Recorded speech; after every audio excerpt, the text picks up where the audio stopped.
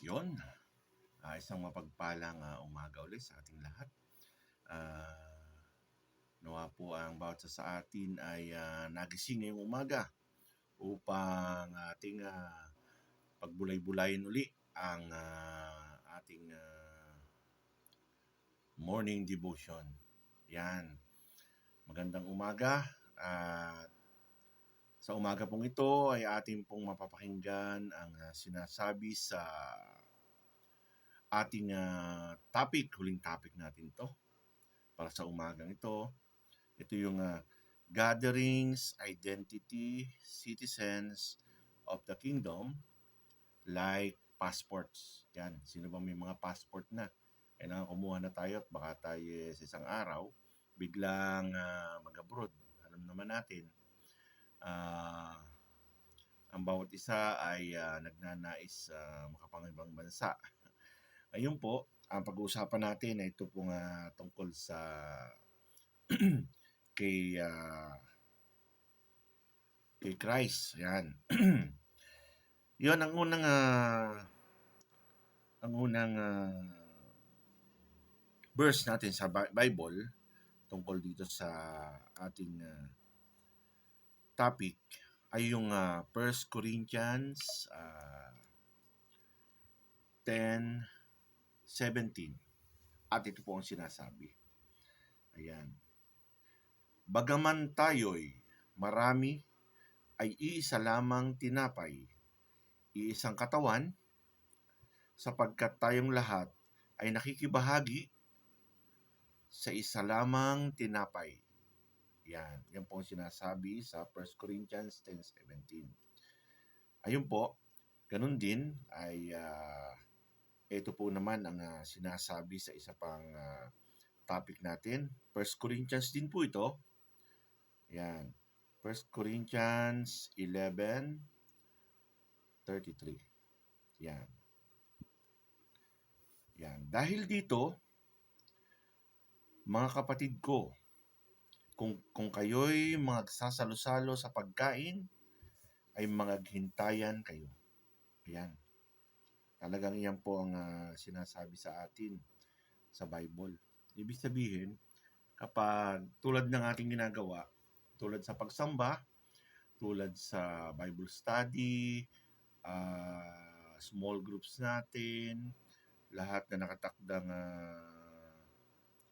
gatherings natin, ay talagang bago tayo magsimula, tinitingnan muna natin yung mga kapatid natin kung dumating na ba lahat, kung sino pang kulang. Kung halimbawa isa, dalawa lang ang kulang, ay talagang sinisimulan na natin. Kahit lumampas man tayo sa mga oras na tinakda ng ating ginagawa sa ating mga gawain. Yan. Talagang parang sa sinabi dito ni Lord na, mga kapatid, kahit sa pagkain, sa isang pamilya, bago tayo magsikain, talagang hinihintay, tinatawag muna natin lahat, nanay, tatay, mga anak, mga kapatid. Tayo na dun sa hapag-kainan at tayo sabay-sabay nakakain. Yan. Talaga po tayo maghintayan. Yan. Ganon din sa sasalu-saluhan na salita ng Diyos. Dahil kailangang bago mo ito ibahagi, alam natin na ang mga kapatid natin ay nahintay natin. Kailangan marinig nila lahat simula sa simula. Ayun po. Ayun po, sang-ayon po sa topic natin ito. Ito po ang aking kaunting naihanda para sa ating sa umagang ito. Ang question po natin ay ganito. Anong kahalagahan ng magiging kaanib natin sa isang iglesia? Siyempre, kaugnayan sa magiging passport natin, talagang si Christ. Okay? Anong kahalagahan ng pagiging tulad ng isang kapamilya ng mga kapwa mananampalataya? Ayan. May tuturing ang tulad sa Gawa 2:42 na isang pangunahing pahayag tungkol sa gawain ng iglesia. At sila'y nagsipanatiling matibay sa turo ng mga apostol at sa pagsasama-sama sa pagpuputol-putol ng tinapay at sa mga pananalangin. Ayan. Binigyan din sa Biblia ang kahalagahan ng pagiging kaanib sa iglesia bilang isang pamilya dahil sa mga sumusunod na kadahilanan. May anim po tayong kadahilanan. At ito po yung kauna-unahang ginagawa natin. Nag-aaral tayo ng salita ng Diyos na magkakasama. Naghihintayan tayo. Yun nga po, sinasabi po sa 1 Corinthians. Nagbibigay ang iglesia ng pagkakataon na makapag-aral ng Biblia. Yan. Nagaganap ito tuwing na sa mga maliliit na grupo, yan, sa mga discipleship group natin, yan, sa pag-aaral ng Biblia sa mga bahay-bahay, yan, sa pagtuturo ng pastor, sa paaralang lingguhan, at iba pang mga gawain. Yan. Tinawag ang iglesia upang lumago sa espiritual na magkakasama at upang magpalakasan sa isa't isa. Sinasabi sa 2 Timothy 3:16, ang lahat ng kasulatan na kinasihan ng Diyos ay mapapakinabangan din naman sa pagtuturo, sa pagsansala, sa pagsaway, sa ikatututo na nasa katwiran. Yan po yung unang ginagawa ng ating mga kapatid. Yan. Ganun sa pangalawa po, pinag-aaralan natin ang Diyos ng magkakasama sa pamamagitan ng pagsamba tulad po ng ginawa natin kahapon. Tayo po'y sumambang sabay-sabay, tayo po'y pumunta sa kapilya upang idaos, i-celebrate ang ating pagsamba sa ating Panginoon. Bagamat ako po ay sa dako ng Santa Maria sumama, maganda po ang naging pagsamba namin doon. Yan po, dahil po dito sa pangalawang ito, nagkakaisa ang mga mananampalataya kung sumamba silang magkakasama. Sa pamamagitan ng musika, nag-aawitan po tayo, pakikinig sa pangangaral at sa paglilingkod, binigyan din sa awit 34:3 ang tawag sa sama-samang pagsamba. O dakilain ninyo, nakasama ko ang Panginoon at tayo'y mga bunyi na magkakasama ng kanyang pangalan. Yan. Yun po. At ang pangatlo po, ito po, nagkakaroon tayo ng pananagutan sa isa't isa. Yan. Talaga pong tayo po yung nagyayakagan. Alam po natin na pag wala yung sa katabi natin, yung lagi natin katabi na kahit sa pagsamba, kahit sa pag-aaral, wala pa si sister ganito, wala pa si brother ganito, paki-message nga, pakitawagan nga. Ayan, ganyan tayo, di ba? Yan po ang pangatlo, nagkakaroon tayo ng pananagutan sa isa't isa.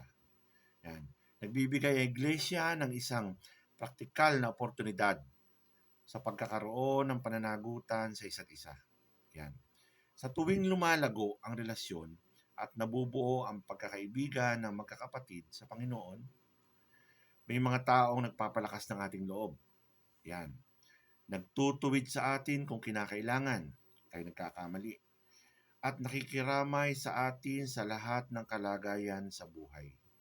Yan, tulad niyan. Tayo nakikiramay sa ating kapatid sa Santa Maria, kina Sister Catherine Kai, yon, para kay Brother Chua. Sa huling sandali ay tumanggap sa ating Panginoon. Yun nga po, nabanggit po nila na even yung mga Buddha na nakadisplay doon, na inilagay niya sa isang kahon at sinabi niya sa kanyang sarili na si Jesus Christ lang ang tanging tagapagligtas. Ganon din tayo, nakikiramay din tayo sa pamilya ng ating kapatid na Sister Cathy Mendoza. Yan.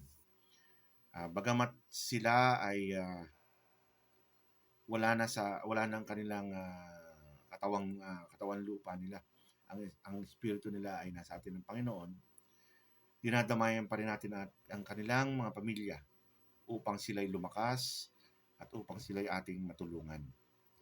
Yan. Sabi nga dito,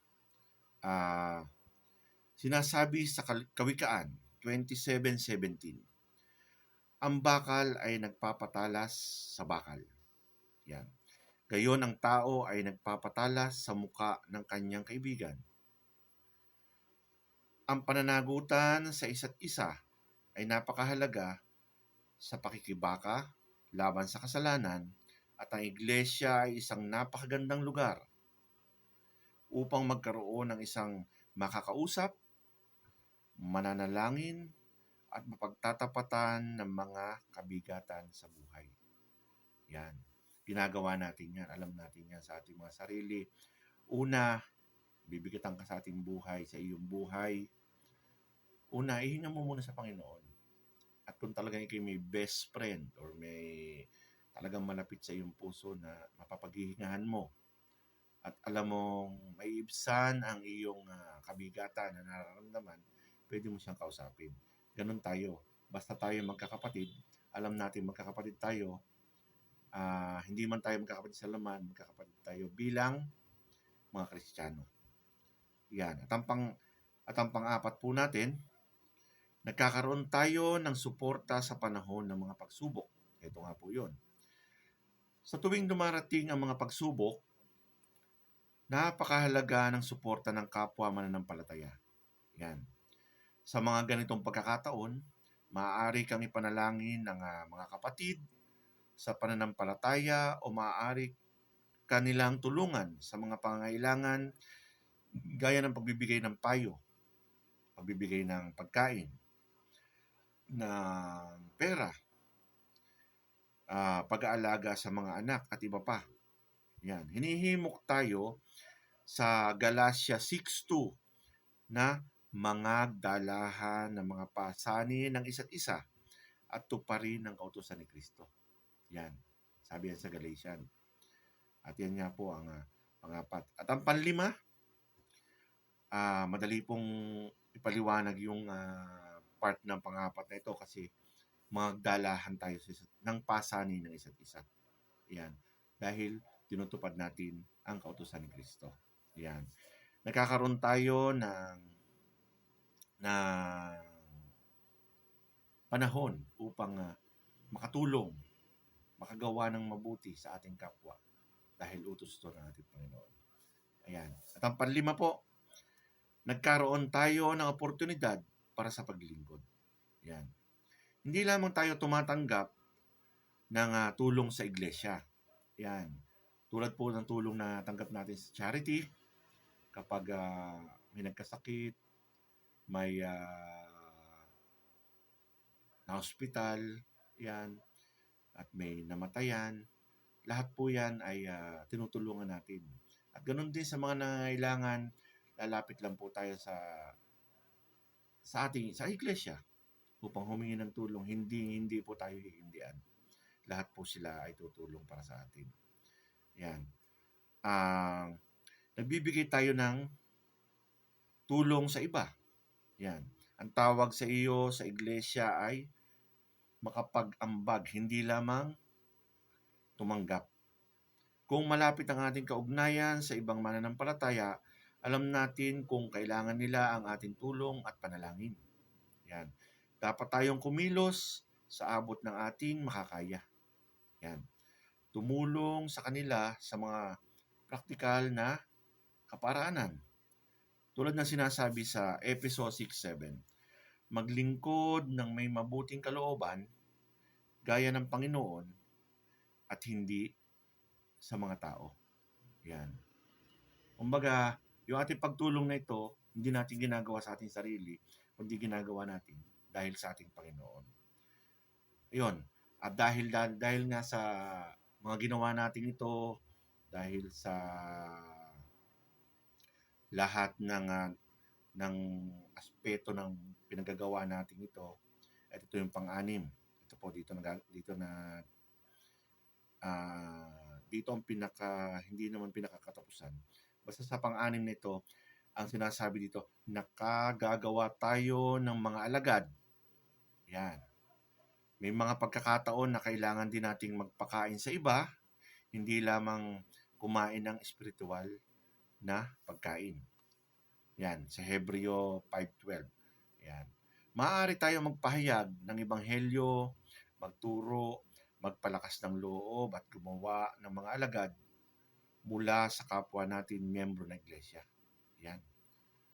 At lumapit si Jesus sa kanila at sila'y kanyang kinausap na sinasabi, ang lahat ng kapamahalaan sa langit at sa ibabaw ng lupa ay naibigay na sa akin.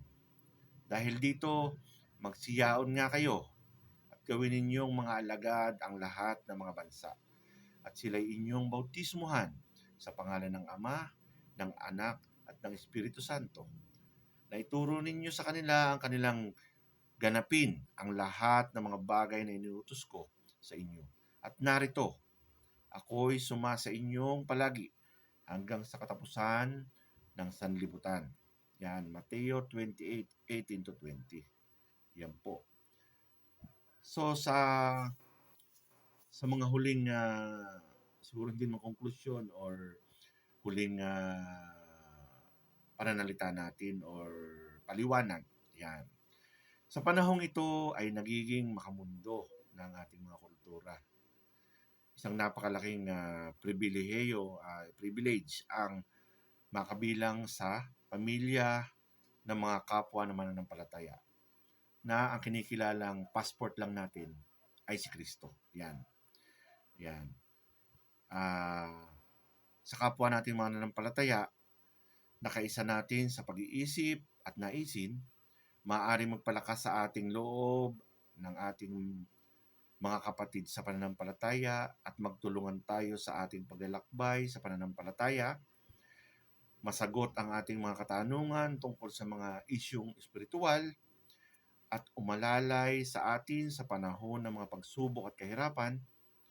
Binibigyan din tayo ng iglesia na oportunidad na maglingkod sa iba at gumawa ng mga alagad.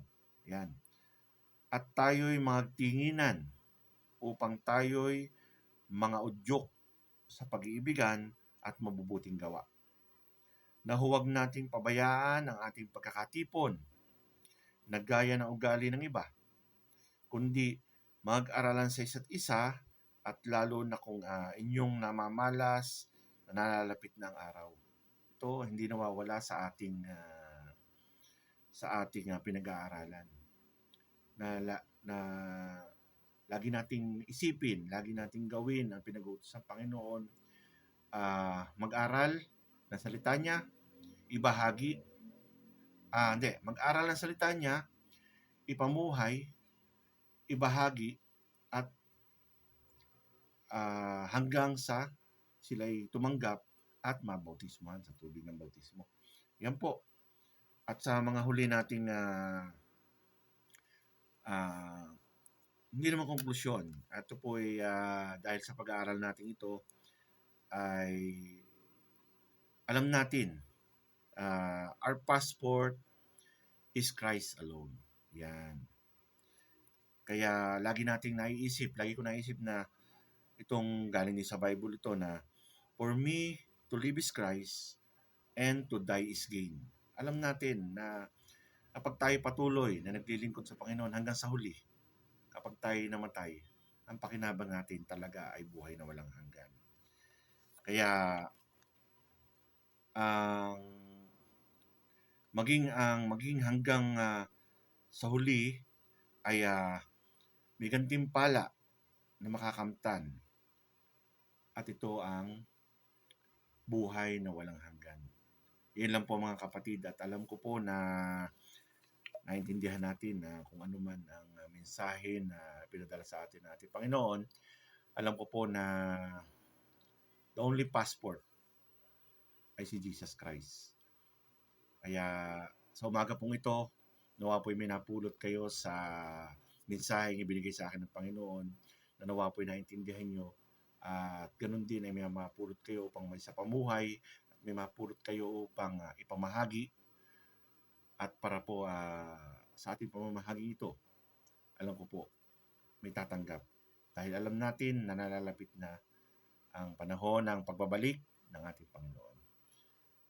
Ngayon din po, maraming salamat po sa umagang ito. God bless po sa ating lahat, at nawa po ay mabuhay tayo hanggat gusto natin. Thank you po. Maraming salamat. In Jesus' name, Amen.